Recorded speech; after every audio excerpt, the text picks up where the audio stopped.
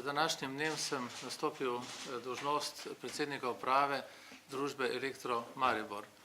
Elektro Maribor je vodilno podjetje v Republiki Sloveniji na področju projektiranja in izvedbe fotovoltnih naprav, potem je vsekakor vodilno v inovacijah na področju elektromobilnosti in je druga največja družba, kar zadeva distribucijo električne energije. Podjetje je sprejelo razvojni načrt, ki definira slogan inovacije v energetiki in to pravzaprav tudi najbolj intenzivno, mislim, da predstavlja izzive, ki so pred podjetjem.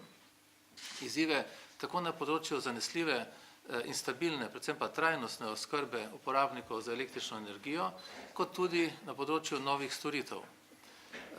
Ocene sistemskega operaterja, distribucijskega omrežja govorijo o tem, da bo v naslednjih letih rast rabe električne energije na tem območju 2,8% iz sedanjih 2,4 teravatne ure.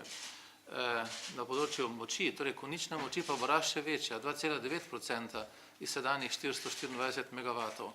To pred to podjetje, pred vse njegove zaposlene, postavlja velike naloge. Zagotoviti kakovostno oskrbo z električno energijo ob predvideni rasti in upoštevaje vse družbene opredelitve po trajnostni oskrbi z električno energijo.